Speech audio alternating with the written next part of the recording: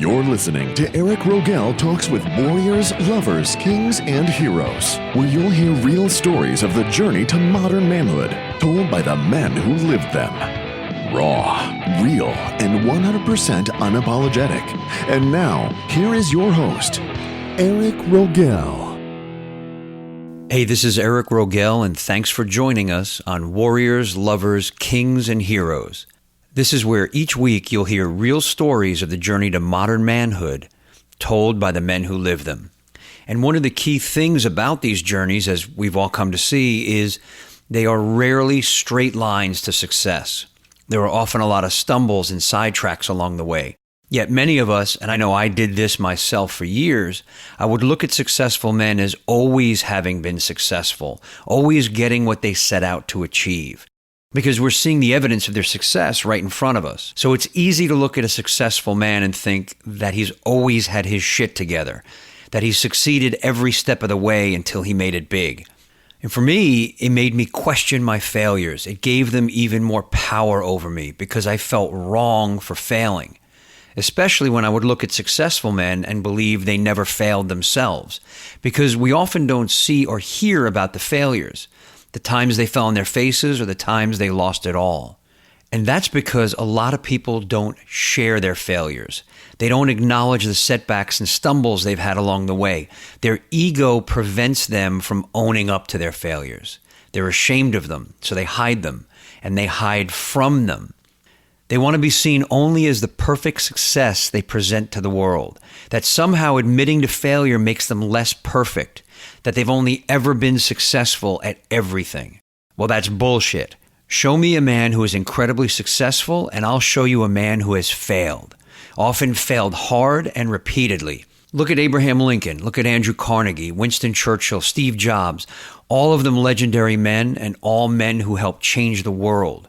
They're also all men who had strings of crushing failures in their lives. And they all battled back, persevered, and used the lessons from those failures as fuel to ultimately succeed and succeed big. There is courage in owning your failures, in being honest with yourself and admitting to them. And there's integrity in not running from them, in not allowing yourself to be a victim because of them. Because that's the other side of failure. Giving up and becoming a victim of your circumstances. Great men never cry victim. Men like Martin Luther King Jr., he never whined about being a victim, even in the face of horrific treatment. Instead, he inspired and he rallied millions to dream bigger and fight for what they believed in. Because that's what great men do. They look for the positive even in their darkest circumstances. They look for the lessons in their most humiliating failures and use them as inspiration and motivation for the win. And that's something my guest today has done himself. He's a man who overcame challenges to achieve incredible success, even though everything in his early life pointed to someone who could easily have become another statistic. He came from a broken home. His father was a drug addict who died young. His mother was, and still is, an alcoholic. He was a poor student, at risk for dropping out of high school, and running with a bad crowd, he was in and out of trouble with the law. Fortunately, he was raised by a grandfather who instilled in him a belief that he could be more than what his circumstances may have dictated. And by the time he was 27, he made his first million. His name is Jarred Elmar, and now at 41, he is a highly successful, self-made multimillionaire, and he heads the real estate investment company he founded, the Geneva Group. Never seeing himself as a victim, Jarred looks at his childhood challenges as motivation, and he regularly speaks to at-risk and lower-income students about his story and how they have the same opportunity to become as successful as he has become. He teaches them how they can do exactly what he did, regardless of the expectations others may have on them. He inspires them to rise beyond where they are today and become the success stories of tomorrow. For more than 7 years, Jarred had a radio show where 5 days a week, he taught listeners how money works with a no-nonsense approach to investing, free advice they could use to get ahead financially. In 2009, along with many who owned real estate, his business ended up suffering greatly. But with a belief in himself and passion and persistence, he came back stronger than before, while many gave up. Jarred also has a mission to leave a lasting legacy. And to do that, he has set a goal of making $200 million in his lifetime and then donating $180 million of that to charities. And he's already well on his way to making that mission a reality. What struck me talking to Jarred was even though his family life growing up was not ideal, he always spoke of the value and love he did get and the lessons he learned. He never had a bad word to say about his parents, even with all he went through because of their addictions. He always spoke of them with love and respect. In fact, his mother, who you'll hear about in a minute, is still battling her demons, and Jarred still has a deep love for her and still takes care of her financially, something he's done since his teens. Jarred told me his parents separated when he was 3, and his father died very young. I asked Jarred how old his father was when he died, and if he had any memories of him or resentment toward him. He was 39, I was 7. So it was mixed feelings. I remember him drinking in the car. I remember him doing deal. I assume he was doing a drug deal while I was in a hot car. I remember it was a black Pontiac with T-tops, and it was like a greenhouse in there. And I remember just sitting there, just baking with no ability to get out because everything was electric. So that was an experience. How old were you then? I was probably, I guess, 6. It seems like 6 is what I remember most of around that age. But at the end of the day, I know even as a kid, he showed me love. He tried. He just had a lot of demons he was battling himself. So when he passed away, my grandfather kind of took over. My grandfather, I remember, moved into a house that we were renting in Hollywood. My mom, developed her own habits, I think a lot because of my dad. And my mom had a rough childhood as well, from what I understand. But my grandfather kind of took over, and he was homeschooling me with common sense, with logic, street smarts, because that's all he had. He wasn't a college grad. Nobody in my family's been a college grad. Your mom. So you said she kind of had her own addictions, battling her own stuff. When did that start? Do you remember that from the beginning, or that was later on? No, I remember specifically around 9 years old. I remember it really starting. I remember being at the house. My mom never remarried until about 15 years ago. So she was a single mom, and for that alone, I have a lot of respect for her. And she's mom, and I'm always going to love her, and I'll do everything I can to take care of her. But I remember really raising myself a lot. At some point, I think it was around 9 years old, my mom picked up and decided to move to Atlanta, kind of running from her problems. So for a year, maybe even 2 years, I was living in Atlanta, and she had a house that she was renting in Marietta. And I remember my uncle moving to Atlanta, and she was very close with her brother. That's my uncle. And that drove her to Atlanta. And I, obviously being 9 years old, I had to go with her. And I remember at that point, it got really bad. Her drinking was out of control. She wasn't belligerent. She wasn't mean or abusive. She just wasn't around. She was either passed out in her bedroom or she was out, partying. So who was with you at 9 years old? Were your uncle there, or you were just basically alone? My golden retriever. I remember it was me and the dog. We'd order a pizza, and I raised myself. And I remember that was hard to leave my grandfather. I mean, he and I had a lot of nights that we were crying when my mom said we're moving to Atlanta, and he's afraid he would never fly, and we had no money. I had no money growing up. My mom had no money. My grandfather lived in a 300-foot efficiency apartment and living off of an Army pension and Social Security. And we just didn't have any money to keep traveling back and forth. So that was tough to leave my grandfather. He was really the rock in my childhood. This is one of the things that strikes me throughout my conversation with Jarred, how he never sees himself as a victim, either of his childhood or of his circumstances. And it really made me look at how easy it is for me to use those things as an excuse or a scapegoat when I face failure. Now, even with all of her faults, Jarred loved his mother and he loved his grandfather, who was the one person he got the most attention and guidance from. About a year after heading to Atlanta, Jarred and his mom moved back to South Florida, and he got to go back to his grandfather, which made him very happy, even though the conditions in his neighborhood and his school were challenging. at some point, I remember it was, I guess it was around 10. Actually, no, I was going into sixth grade. I remember I was going into middle school. And I finally convinced my grandfather finally convinced my mother to let me live back home, back in South Florida. I consider that home. So I moved in with him in that 300-foot apartment. And I went to South Florida is not really known for their schools. Yeah. And I was probably in one of the worst districts. So it was a bad school that I was in. I mean, fights and stabbings, and it was a lot of drugs, and it was all middle school. I mean, kids were driving to middle school. And those 3 years definitely got me thick skin.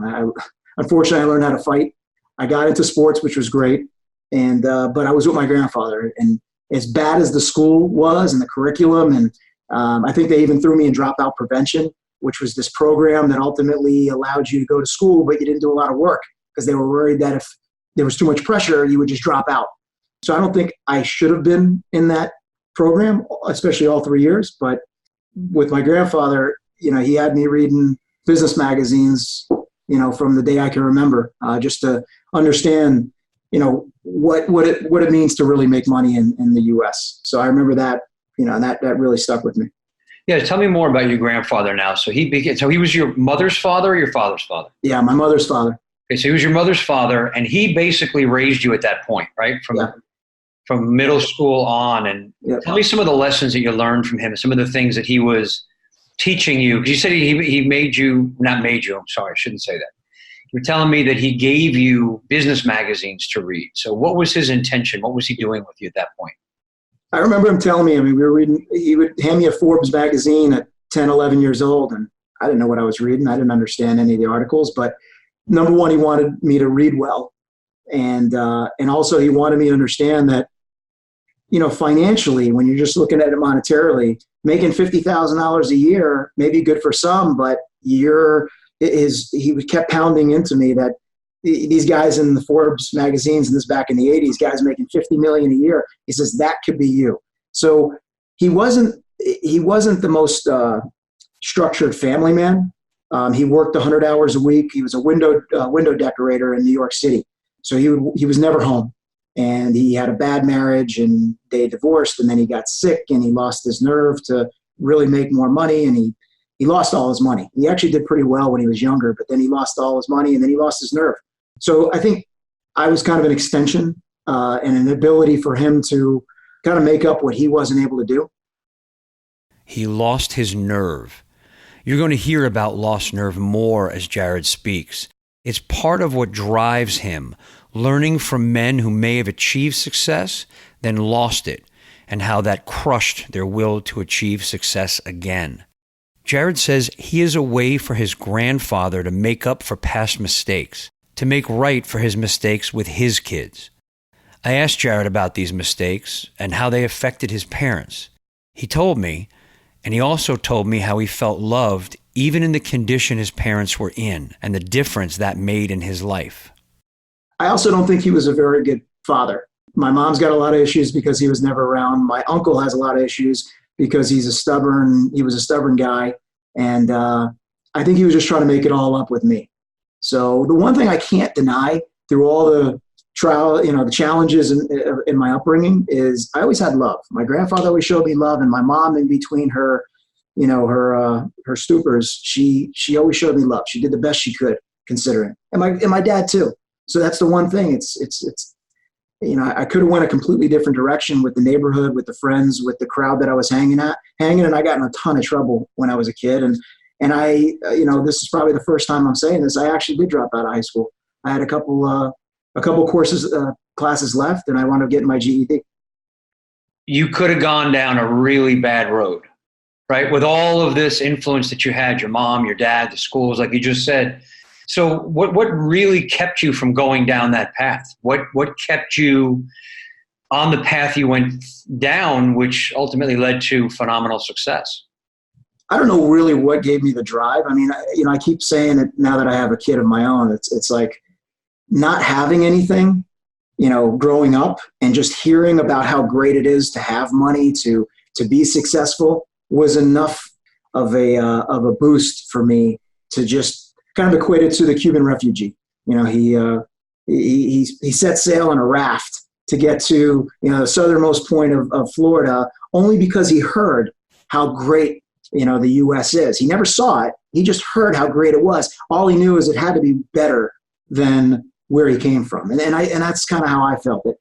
Something's got to be better than this. And I didn't do well in school, and partly because, I just had no real guidance. And again, it was just bad schools. So I don't really know what, maybe that's all I can think is it's just not having it. And, I kind of feel bad sometimes for the second and third generation guys with structured families and money and never having the want. They don't feel the same euphoria when things go well, like somebody who really scratched and clawed and had nothing but challenges growing up. It really hit me how Jarred embraces the challenges he faced. And again, how in my life I may have used them as an excuse for not doing something, for not achieving something. It drove home how important it is to face challenges, to learn to conquer them and feel the thrill and sense of achievement, and how earning something is so much more fulfilling than just being handed something, and the level of appreciation it creates versus the sense of entitlement. Besides facing challenges, one of the things Jarred got from his grandfather was a deep sense of duty to give back. Here he tells me about experiencing his grandfather's sense of duty. Tell me about some of that, some of the challenges that you had getting to where you are now. I mean, we talk about your grandfather. He was a hero. He was someone who really kind of gave you this guidance. It was his reboot, right? It was his feeling of, I'm going to do better with my grandson than I did with my own kids. And then you went on and actually fulfilled that. The one thing that he always did that I saw with my own eyes is, the guy was raising me on, I think, $1,500 a month. I think that's what he got between the pension and Social Security. That's kind of trying to remember that number. And he always gave. I'm Jewish, but I've had no Jewish education, no Jewish background, really no connection to my faith until later in life. But the one thing he always said is, I was in World War II. This is what happened in the Holocaust. I remember even being young, him explaining it to me. It didn't really resonate until later in life. But he says, you give to the Jews, you take care of the Jews, you take care of the vets. And that's kind of and I saw him do it. So he had no money. He raised a kid in this little apartment, and I never saw a guy stretch a dollar like he could. And he was so organized with that. So the idea of budgeting and charity and philanthropy is something that I was raised with, even at a very small level, dollar-wise. It was a big part of his life, and it was a big part of him instilling certain core values that nobody else would have. Well, give me an idea of some of those core values that he instilled, besides the giving, which is, and obviously love as well. Yeah, just work a little harder than everybody else, and watch how much further you go. That was a big one. Knowledge is power. Trying to make me understand the value of a dollar. I mean, I remember being a kid, we walked through a toy store or something, and it'd be some little trinket, and he'd say, "That's $2. They're asking $2.50 for that. Do you know they're going to make $2.70 on that?" So I never understood it as a kid, but he kind of taught me the value of quality, and that always resonated with me too. But at the end of the day, it was, you can do anything. Look at these guys in the Forbes magazines that you're reading. Even with all this positive influence from his grandfather, there was a point in Jarred's life where he came to a crossroads. Either become the success his grandfather envisioned, or let his circumstances take him down, allowing the challenges and the crutches to give him an excuse to fail. His decision on which path to take was made not in his grandfather's apartment, but in a jail cell. Doesn't matter where you come from. Everybody's got challenges in life. Does a woman have it harder than a male in America? Absolutely. Does a black man have it harder than a white guy in America? Yeah, absolutely. Does a Muslim have it harder than everybody in America? Does a guy with one arm has it? Everybody's got a crutch that they can lean on, but the guy who goes further and really truly leaves legacy, not for family, but for the human race, is the guy that never uses all those challenges and all those shortcomings to hold them back from doing what they're really truly capable of. And those are the things that he instilled in me really young, which I didn't understand. And somehow I think in my later teens, when I was getting in a lot of trouble and I had kind of at a crossroads, things started clicking that I remember him telling me about, and it started just making sense, and like puzzle pieces just falling, almost destiny, if you will. It actually, things just started connecting for me. Yeah, I'm feeling too when you're talking about crutches, right? People using crutches, using things as an excuse. The other side of that is you can use that as fuel, right? That can be your power. That can be your fuel. Did you feel that in any way when you were coming up with your grandfather that, look, we have nothing. I came from nothing. My way my family life was, and my education was, this is all fuel for me to prove that I can go farther. Pain is a great motivator. It's, I sometimes worry for my kid because she doesn't have the same life, but it's the same childhood as me. She's got everything now. So that's been the biggest thing that's going through my head these days. But for me, when I think I'm trying to remember what age I really started getting into trouble. It was around high school. I just started hanging with the wrong crowd and started doing some things with kids,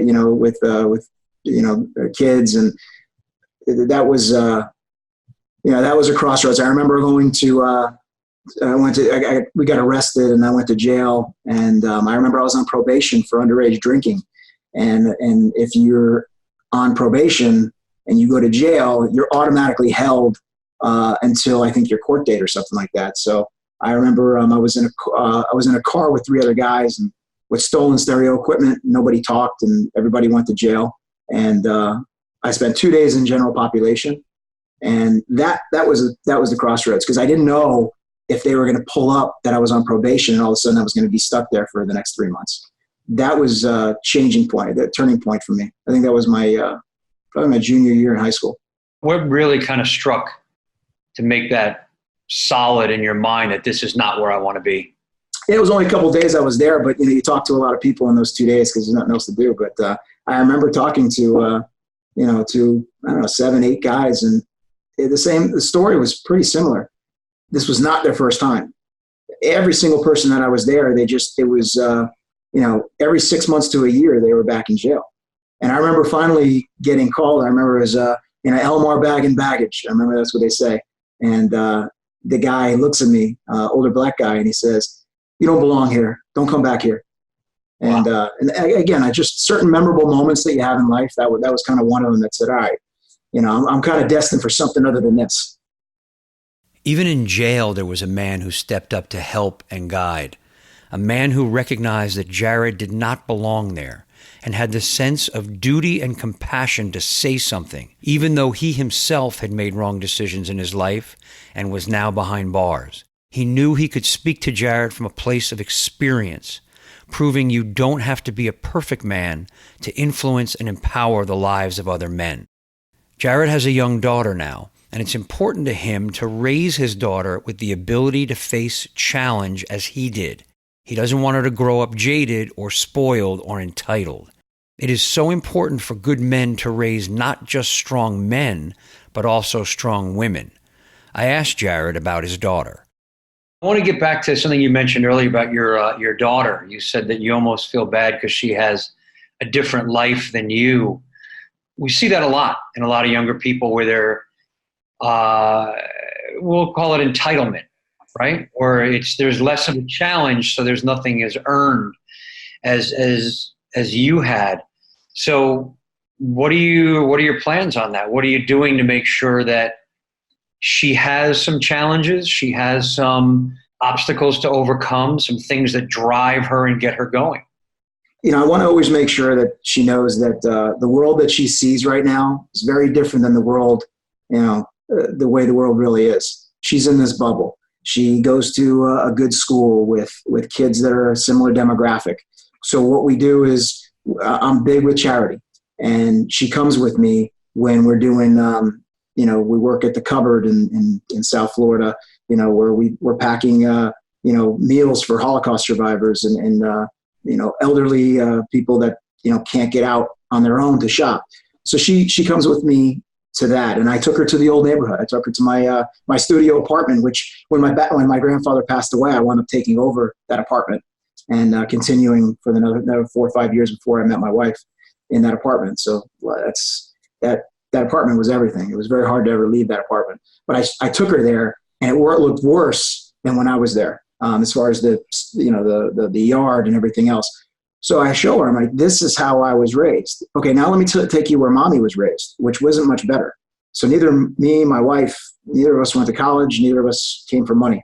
And we really try to pound that into my daughter to understand this is why daddy, works the way he works. And this is why I tell you the things I tell you. And, you got mommy with you all the time, which is it's not the norm. So again, just like I was when I was 10 years old, which is her age now, and we've been telling this for a lot of years, none of that clicked when I was younger. My hope is she's going to remember those memorable moments, those sound bites throughout her childhood. And at some point in her life, it's going to click like it did for me. What's interesting about it is the different way that you have to bring her up from how you were brought up.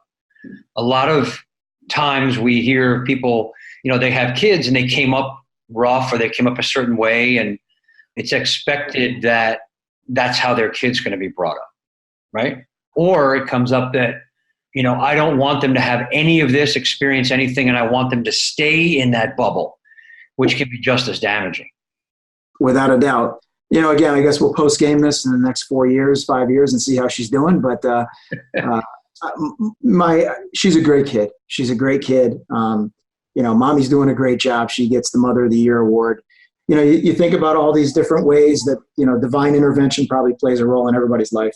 Meeting the right partner, not making any mistakes at a young age to screw that up. Keeping your cool when your kid's not exactly being easy, and making good decisions in business and what you do in the course of a day. For me, I think it's just, I constantly use this one line that a mentor that I had in real estate told me, and he says, just do your best not to put yourself in a position to lose. And that comes all the way down to put your damn seatbelt on when you're in the car. Don't have a bunch of drinks and then jump in the car. Think through some major decisions and not just be enamored with the opportunity that's in front of you. Make sure you actually really evaluate and understand, what's the upside, what's the downside? Can you live with the downside? If you can, then move forward. So, those are the things that I think have helped me, now 41 years old, but it's been, so for somebody who didn't finish high school and never went to college, or they did a couple classes in college, but, things have been good financially since my late 20s. And I think it's just making good decisions. And I think my grandfather, again, just instilling some street smarts in me, because it certainly wasn't academics. Often it is the life education we get rather than the formal education we get that leads us to the most success. And Jarred knew he wasn't good at formal education. He didn't feel college was for him. He decided he would be able to make the kind of money his grandfather told him about in real estate. He told me how he decided to work hard no matter what, to roll up his sleeves and make a better life, and how finding a mentor and having the courage to ask for his help helped him succeed. We started buying houses in the 2000s and sold the portfolio of houses at the right time. I think it was 2007 or so. And then kind of graduated into apartments, which was great timing. I think we started buying apartments in late 2009, early 2010. So the timing was good. And then I started investing in different asset classes, office, retail, industrial. And then at some point, and I had a great mentor. I actually paid a lot of money to be part of a kind of a mastermind group where it was really just fundamental commercial real estate education. And before that, I had the Carlton Sheets course, if you remember those infomercials, to buy houses with no money down. I worked that course hard, and I cold called a lot of people and wound up having a couple of people that were willing to, what we call hold paper, hold the first mortgage on the property, and allowed me to get into the property with very little down, and then, roll up the sleeves and make it better and rent it out. And so again, it just came down to really hustling hard, getting some cogent advice from some professionals that did it, and then working it. There's no magic bullet. That's what everybody's always looking for. There's no silver bullet here. Yeah, but I think what's important too about what you're saying is you had I'm going to use the word courage, we'll just say, because a lot of men, and I know myself in a lot of situations, don't want to ask for help, don't want to ask for advice, are resistant to going to other men and saying, hey, listen, I really don't know this. Can you help me out? In your case, you did. You found the right people and went and said, look, I want to learn as much as I can from you, right?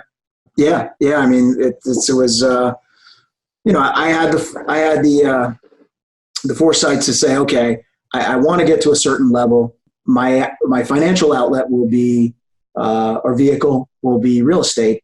Now I just got to tie into people that have done it before, and I don't have to reinvent the wheel. That was another thing my grandpa used to always say: don't reinvent the wheel. Find somebody who's done it before and mirror their success. Like Tony Robbins always says, success leaves clues. And I followed that. I followed the people that have done it before, and I still do. I'm lucky enough now to be with a lot of peers and guys that are, next level, that are more than happy to give me the, some education. It's like, I always say I'm an 18 handicap on the golf course, and I'm probably an 18 handicap in business. I'm respected enough by the pros and the guys on the bottom, but I'm not at this moment going to beat anybody out. So there's plenty of people to still learn from. I'm always constantly trying to educate myself. This is the power of always learning, always striving to gain more knowledge and more experience, never being satisfied with what you know today. For me, this is big, to drop my know-it-all, my I already know that, and allow for new information and new ideas to come in, and understanding the impact that has on our success. Since so much of Jarred's success had been driven by lessons instilled in him by his grandfather, I wanted to know why his grandfather had not created the same success for himself. It seems your grandfather's advice was really empowering to you, drove your success. But your grandfather himself, your father himself, they were not successful or as successful as you are. What do you think made the difference between, your dad? I think you told me he was a model at one point, and he was an insurance salesman. Yeah. Actually, and the funny thing is, as I was buying real estate, I got my life insurance license, and I did really well selling life insurance for a long time. And then I found out only after the fact, as my mom started giving me dribs and drabs of his history, that he was a life insurance agent with Mass Mutual, I think, and did really well with it. But he wasn't a workhorse. He was good enough. He was a good communicator, good salesman. I feel like I've inherited that part. I'm a good communicator, and he was good enough to work 20 hours a week or so and do okay for himself. Obviously to support some habits, but he early on he was a model for a while. He did some acting, and my grandfather, his father, which I wasn't very close with, he was an actor. I don't know how successful, but I know I remember seeing portfolios of both of them. And it's funny because now my daughter is huge into theater, and I even tried it at one point, but my kid's a lot more talented than I am on that.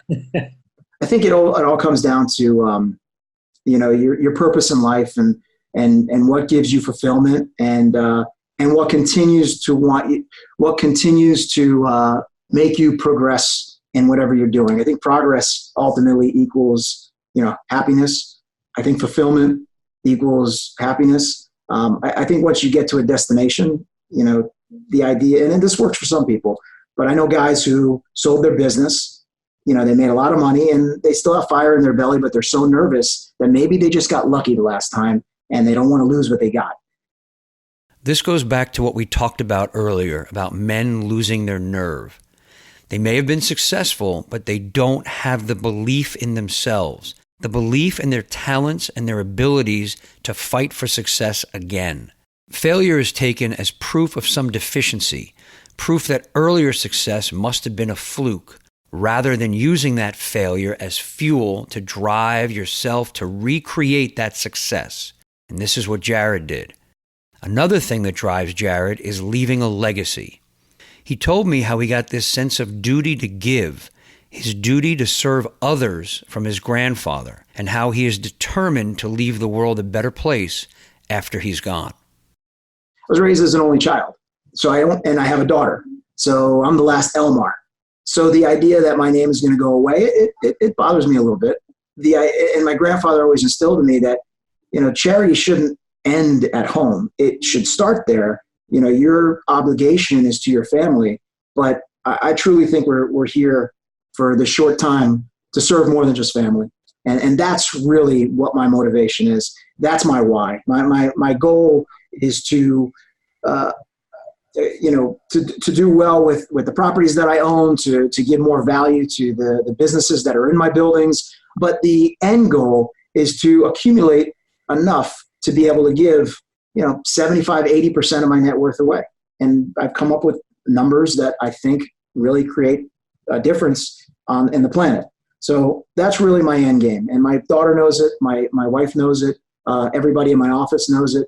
I make sure that I'm very vocal with it. Some people like to give anonymously, but I don't. I want to motivate that, where I came from, and here it is. This is my goal. And I had nobody really other than a guy who was making $1,500 a month raising me, giving, $20 a month or whatever it was to the vets and to the Jews.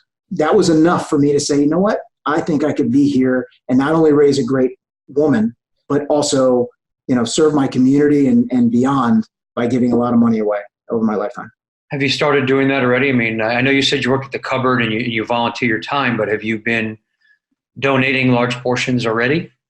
Yeah, to a certain degree. I do. I give a consistent amount every year to Jewish Federation of my county, Broward County. I've been doing that for a long time, since my 20s. I'm certainly the longest standing major donor in my age, at 41, from 26. I think I started with them to 41. But that's it. I remember they did an interview with Warren Buffett and in his 50s. I think he was in his 50s at the time, or 40s.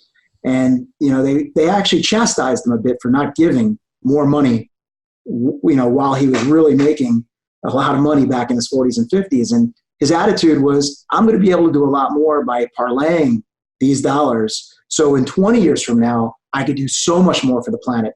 And he turned out to be right.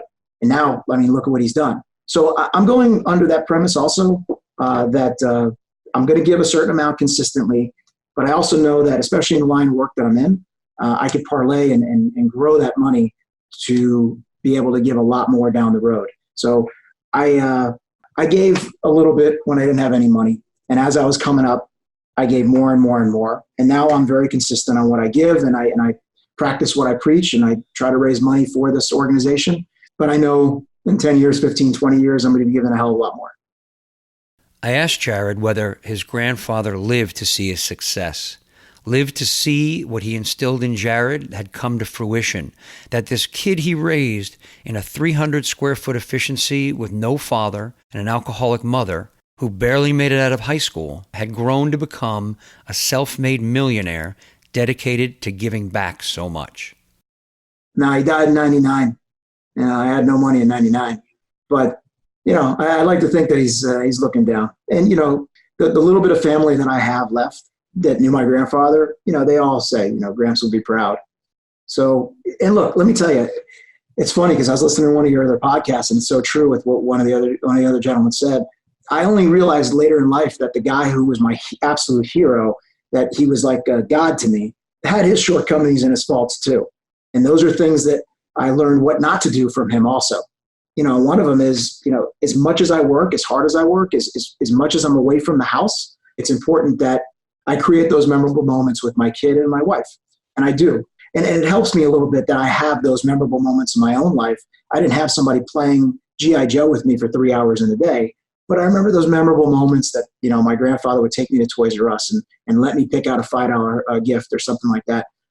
Those are the type of things that, I'm doing with my daughter, whether it's a Ninja Warrior course or taking her to charity, to do charity work, jumping on the trampoline with her. Those memorable moments are the most important. It's the 20-minute stints. I don't think it serves her well that mommy and daddy would be with her 24/7, right? That takes away all the challenges that make us who we are down the road. There's tremendous impact of creating those moments, even if they are short moments, balanced with the impact of allowing kids to face challenges. I wondered if Jarred hit up against anything when his grandfather died, because it would be so easy to use that as an excuse. So your grandfather dies, you're 20, you haven't made it yet. How did you feel about that when he left? And then did you go through a period of, I would say, a crossroads where you could have gone down and, and just said, well, shit, the one guy who's been guiding me is gone. Now I'm rudderless. Or what you ultimately, I'm assuming, chose was, all right, I'm going to, honor his legacy by becoming more. Yeah, I think it was in the back of my mind. It certainly wasn't a conscious moment that I said, you know what, to celebrate his life, I'm going to make sure that I am as successful as he wanted me to be. That wasn't anything that was like really in the forefront. It was really in the back of my head. I really think it was subconscious because it was drilled into me for so many years that I had the education. And because of that education and the conversations that we had when I was young, I guess via osmosis, I just had the hustle. And even at that moment, even before he passed away, I just had the hustle. I just said, no matter what, this isn't going to be luck. This is going to be inevitable that I'm going to get to a certain level. It was nice that it happened, not too far in the distant future. Sometimes, again, it's just, we're put in positions in our life, and sometimes we're in a lucky opportunity. And, if you work your ass off every cycle of the market, regardless of what you do, you might be on you might feel like you're on a hamster wheel at certain times in your life. But as long as you stay consistent, at some point something's going to click. And I had because of him, I had the street smarts, I had the common sense, the advice that he gave me. So I had it ready for the opportunity. And then the opportunity presented itself, and the market was pretty good. And it was just in the beginning stages of pretty good. And I got into houses, and then I got into financial advisory services where I was doing life insurance. And that was just a great time to be an agent at that time. So, I always read books of these successful people, and they always say, it's always good when your first opportunity that you're given in life goes well the first time. It makes it a lot easier for the rest of your life. So luck plays a huge role in all of our lives, and it absolutely did for me too. And look, one of the things that I feel like I'm the luckiest is how I was raised. All those challenges in life gave me the thick skin and the grit and determination to do something better than what I saw. And that in and of itself is the reason why I think I am who I am today. I wouldn't want it any other way. As a kid growing up, it sucked. In so many different ways. I hated being an only child. I hated not really having any, I wish I had a little bit more of a structure in my family, and there was no structure whatsoever in that family. So as a kid, it sucked. But now I look back, geez, it was the greatest thing that ever happened. This really hit me, how Jarred wouldn't have it any other way, how it was the greatest thing that ever happened to him, and the value he puts on the challenges he faced in his life because of the impact they had in making him who he is, rather than using it all as an excuse to make himself into a victim. Jarred regularly talks about how he got where he is, about using those challenges and his upbringing as fuel at schools and colleges where students grow up in an environment similar to the one he experienced. I asked him about the impact his talk has on young men and women, hearing how he was once one of them. You do a lot of speaking now at colleges and some of these schools that are similar to what the school you went to, the lower income area schools. And you tell these kids about your background and the challenges, and that it didn't define you, right? So easy for so many of us to just cry victim. We talked about earlier in our conversation, right? These crutches that people have. We can cry victim.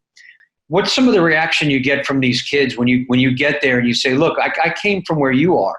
I was sitting in that seat where you were. Now I'm a multimillionaire. Now I'm very, very successful. Now I own portfolios of real estate.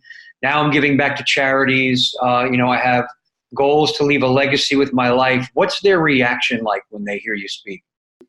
Yeah, I usually start off any conversation or platform speech, if you will, just saying, everyone is self-made, but only the successful admit it. They only hear about these. I always like to say, I'm the story that you read about, but you don't actually meet the guy.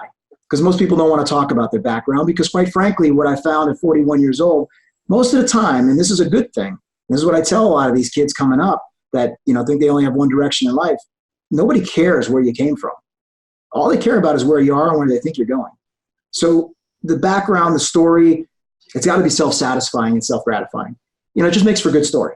everybody cares about where you are and where you're going. So the good news is all the shit that you did before, short of committing a major crime or hurting somebody, is all forgiven. As long as, you apply yourself now and you focus. And, I tell my kid, this is the most important thing. And again, this is so good for somebody that's in a bad neighborhood, that's not doing well in school. I tell my kid who's actually doing good in school, your grades are less important to me than how you deal with all the different personalities in school. And again, she's not going to understand this now, but I'm hoping it's going to click. I want to hear about the conversations, the challenges that you had, how you overcame them with a friend or drama, or two people conspiring against another kid or you. I want to hear how you handled that. I want to hear how you maintained your cool. The grades are less important to me. The idea of emotional intelligence is why I am where I am today. Because again, I just wasn't very good in school. My kid could potentially be a triple threat because she is good in school. But for those that aren't doing well in school, that's what I'm a product of. So it's the idea of how to handle yourself in situations. And it starts in elementary school. How you handle yourself on the playground. Those are the things that I try to instill in her. And those are the things that I talk about when I do talk at a school, that is not known for their curriculum or their academics ratings. This holds true to Jarred's own experience, how he's not focusing on the grades, but getting into her world and seeing how she handles situations, how she overcomes challenges. I asked Jarred if the kids who he speaks to from the lower income neighborhoods have a sense of, well, this is pretty much where I am in life and I'm screwed. Here's what he told me. And that is the attitude, for sure. That's the attitude. They're not saying it, but I remember how it was when I was in those schools.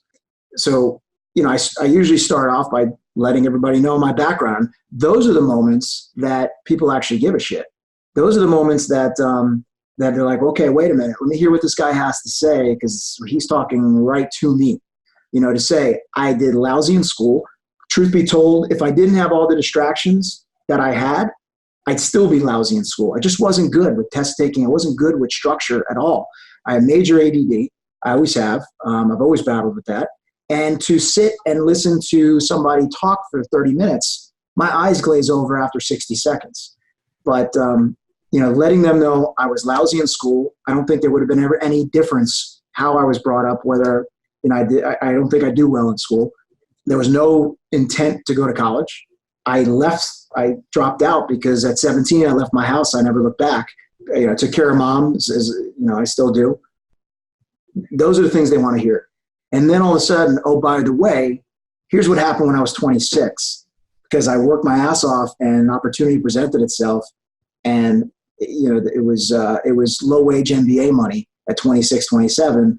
And then all of a sudden I thought, the ego was huge at that point. And then all of a sudden at 30, September 2008, my daughter was born. She's my Great Recession baby. And the whole world fell apart. So talk about a bittersweet feeling. My business was done, in shambles. I thought I'm immune. I was just a hot craps table that just wouldn't go cold. And my ego is bruised. I question whether I should have ever got that kind of success, just like everybody does when they lose a lot. And couple that with all of a sudden I have my daughter's born and I'm supposed to be so happy and joyous. And it was just, it was very tough for me, especially somebody who didn't have any structure in my life and not really a family man. I'm still learning how to be a family man. My wife, luckily, she came from a very structured family. Mom and dad have been married for, I think, 45, 50 years now. So even though they didn't have any money, she had structure. And I didn't know how important structure was until my daughter was born. So it's an interesting dynamic between mom and me, my wife and me. This is another time in his life Jarred could have cried victim. And a lot of people in his industry did do just that. They pointed at a host of other factors and blamed them for their failure. I asked Jarred what it was like at that time and how he battled back from losing everything. There's other people that lost their nerves. I don't know how much I can cuss on this, but they lost their balls. Yeah. Some people just, especially in the real estate game, they blame the lenders, right? That was the big thing. Well, the banks are wrong. They should have never given me this loan. Look, you need to have some degree of financial intelligence if you're in this game that's really a math game. how are you going to blame one institution for your demise? And then you're going to just sit in the hole and not try to get out of the hole. Yeah, I'm not wired that way. But I know many people that were, and they just never came back, and they missed an unbelievable opportunity. And 2010 is really where it started really roaring back, and it's been like that ever since, right? So this time I'm a lot smarter. This time I know what I'm not going to do, because those mistakes I made and the ego that I had, those are very fresh in my mind. They're valuable learning experiences too, right? I mean, it's part of the game. Absolutely. Right? You got to take what's happened to you and learn from it rather than let it destroy you. Yep. And, they say in Wall Street, you'll realize having money and lost it is worse than never making money at all. Man, is that the truth? That is, if you don't have any money, it's just, there was really no loss. But when you actually lost it, oh my God. And you'll do one of two things. I don't think there's any gray line. Either you come back harder and stronger than you were the first time, to prove to yourself that you weren't just lucky, or you say, you know what, there's no question I was lucky. I'm never going to be here again. So just give up. And I don't think there's much of a gray line. I really think that's just a human emotion. It's the idea of staying away from fear is stronger than the feeling of potentially being successful, right? Sure. I mean, yeah, fear is a greater motivator than gain.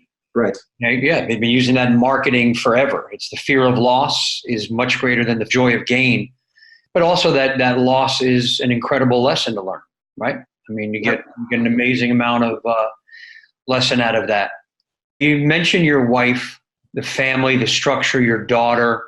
So here you are, you grew up with your grandfather. He was a war veteran, a very giving man, a man who taught you a lot, a good mentor. Now you are, I wouldn't say surrounded, but you said you take care of your mom, still around, your wife, your daughters, a lot of women in your life. And your wife sounds like a very strong woman. And I know just from talking to a lot of successful men, there's almost always a very strong, powerful woman at their side. So tell me a little bit about your wife. I know you guys met. You said you had no money when you met. So she wasn't motivated by that. No. And so tell me about how she is now, and then raising a strong, powerful young woman in your daughter. I try to tell my wife, Stephanie, I try to tell her, how amazing I think she is, but, sometimes, life gets in the way, and you give her, you give the cliff notes of how you really feel about somebody, because things get in the middle of your day. But there's no way I'd be where I am without her. There's just no way. It's so funny. We had no money, and we joke around. I should have had you sign a prenup when we had no money. And she started laughing. She's like, for what? I said, you know what? You're right. You deserve half if something happened.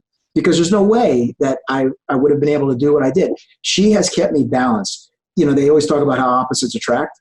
She has been the foundation of, a wild mind and constantly racing with ideas and, should I go this way? Should I go that way? I get shiny object syndrome.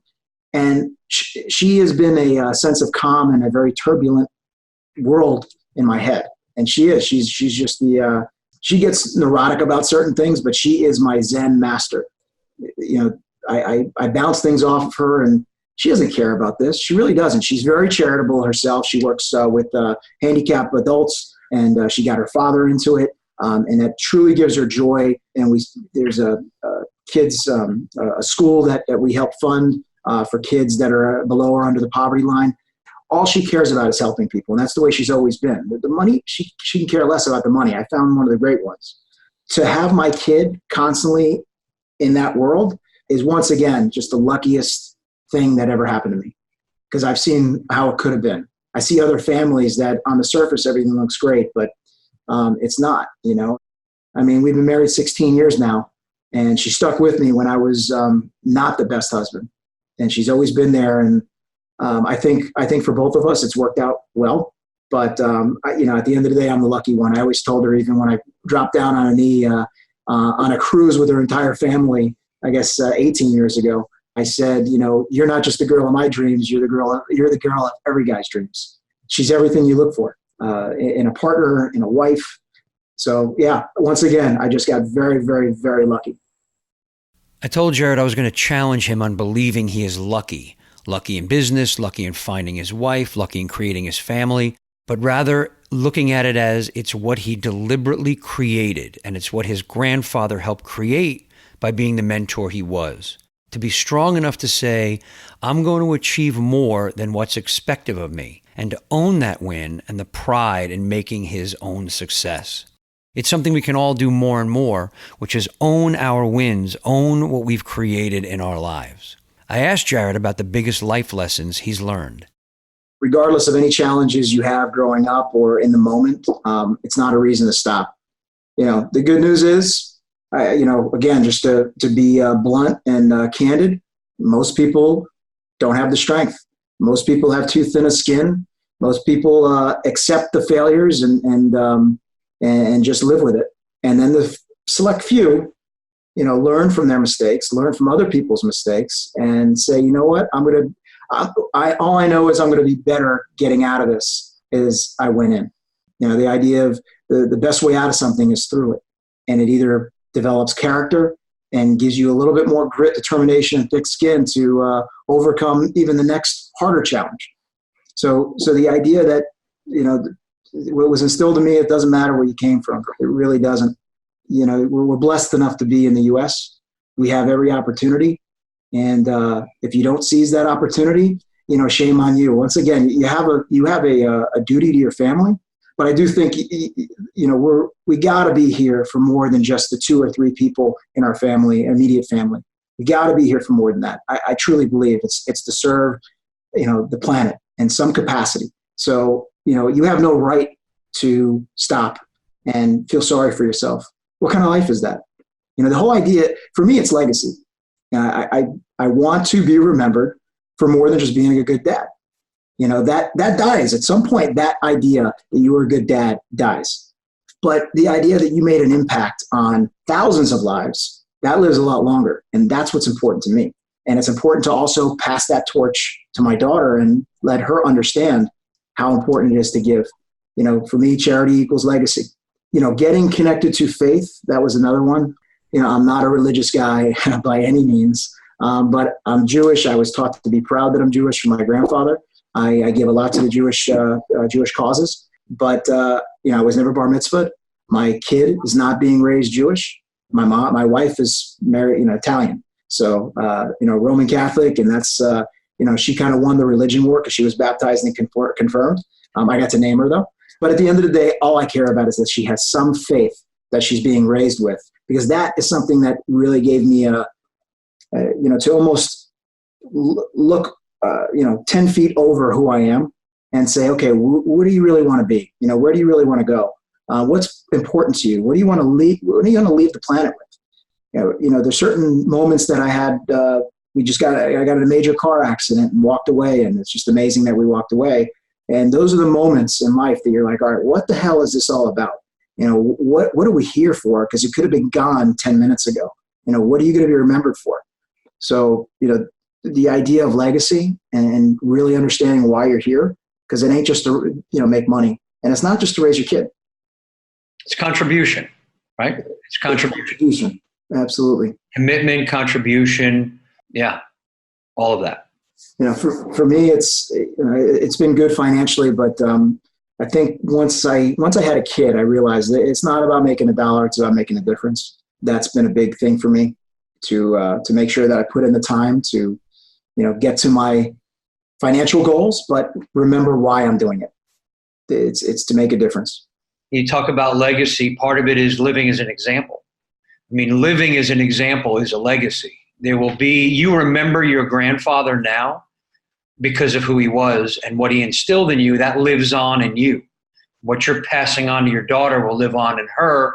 She'll pass that on ongoingly. And the hope is that becomes the legacy, this legacy of overcoming challenge, continued success, overcoming failure, not letting failure stop you. All of those things become part of that legacy as well. Without a doubt. One of the best exercises that I did several months ago on an airplane is, I think I read it in a book, I can't remember which one, but you write your own eulogy. What you want people to say about you. and then refer back to that eulogy every once in a while and make sure you're living up to those standards. And that's what I've done. Living up to a set of standards is so important. It's why we have our sacred 7 core values, which are courage, honesty, integrity, commitment, duty, honor, and love. And Jarred embodies many of these as a man of no excuses, not making himself into a victim, with the courage and self-honesty to own everything in his life. He has an incredible sense of duty to his family, his community, and to the world, and to do his part and leave a lasting impact and legacy, which is an incredibly important why, the sense of purpose that he got from his grandfather. I know many millionaires, and their why is self-importance, what they can do for themselves, how they can show how much money they're giving away because it's a sense of, look at me, look at what I'm doing, not what legacy they can leave for the world. As I always do, after I interviewed Jarred, I got the men of the Roundtable together to get their takeaways from what he said. Joining me in this roundtable are Mark, Frank, Barry, Doug, Tom, John, and Alex. Mark leads us off talking about the responsibility of leading as a father. Actually taking your kids and spending time with them and doing things is just, it's such great leadership. But then how he talks with her about her day. You know, at the end of the day, he talks to her and it's like, yeah, grades are important, but what happened on the playground today? How did you handle yourself? That's masculine, fatherly leadership. Here is Frank appreciating what Jarred said about growing up with adversity. All of us know buying into that victim mentality is probably the most detrimental thing you could do to your life. And then the extreme example of that, I kind of laughed when he said it because it was powerful to me. He was like, I'm lucky I grew up the way I did. You know, you guys were talking about luck and he was like, I'm lucky I grew up the way I did. Like that was amazing to me for him to have that point of view. That was awesome. Here's Doug talking about how Jarred made sure his daughter understands how he and his wife grew up. I thought it was fantastic the way he just is into remembering the misery, feeling that misery, but appreciating it's what he went through that he pulled out from and said, okay, I'm never going back to that, but I appreciate where I came from. And I'm going to make sure people like my daughter appreciate that she has better opportunities, but she also needs to make sure she's responsible and she's independent and she knows how to get along with people and how to handle adversity. Barry added his feeling on how adversity is how you grow. I want to quote him following what Doug said. He said, I kind of feel bad sometimes for the second and third generation guys with structured families and money and never having the want. They don't feel the same euphoria when things go well, like somebody who really scratched and clawed and had nothing but challenges growing up. I thought that was awesome. And then he goes, that's what gave me my grit and my determination were the challenges. And, I didn't have the same childhood he had. I had good parents that supported me. But my dad, if I wanted my first guitar, if I wanted my first car or whatever I wanted to get, my dad would say, you got hands, work. And I have to go out and get a job if I wanted something. And that taught me work ethic. It taught me independence. And of course, I hated him for it when he did it because I knew he could get it for me. And I had to go work 4 months to get something. But that's what made me what I am today. And, kids that are handed everything on a silver platter, they don't have the, if you don't put weights on your arms, you're not going to build your muscle. Here's Tom on the importance of having love above money and material things. I think he's really appreciated the fact of these little life lessons that he learned early in his life. He didn't have everything, but he does reference back, I think with a lot of admiration and respect that he always had love.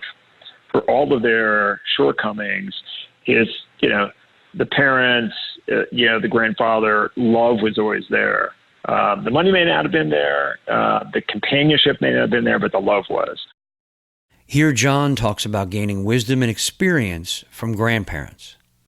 When he was looking at the things he could do with his daughter and saying, hey, I'm not interested in your grades. I'm interested about, how you interact with people at school and what you've learned. It's just passing along that, hey, common sense, logic, and street smarts that he was taught. And the whole grandfather thing, that was the biggest thing I took away from that whole episode, and just realizing how important the wisdom and experience of our grandparents and of the people that have gone through things before us can be.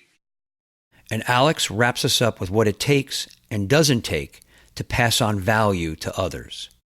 For me, what hit me is I was very similar. I see a lot of similarities, but this one in particular of like alcoholic parents and then somebody else raising them and giving, leadership or guidance or something like that.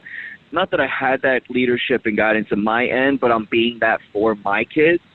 Like, look, you can come from this, but if you work hard, stay diligent, ambitious, you can achieve X in the world, if you will. And I've had a lot of judgment on myself for not being to the level where I thought they would listen to me. Okay, so if I make 5 million, then it'll validate my points, and then you'll listen to me more, or I'll have more value. And it realizes like information and just what's right is right, and I don't have to judge my own personal monetary state because the granddad was, basically broke and, barely getting by, but what he instilled into him had extreme value, So it was a healing process for me to hear that, like, wow, I don't have to be the ultra millionaire to pass on value.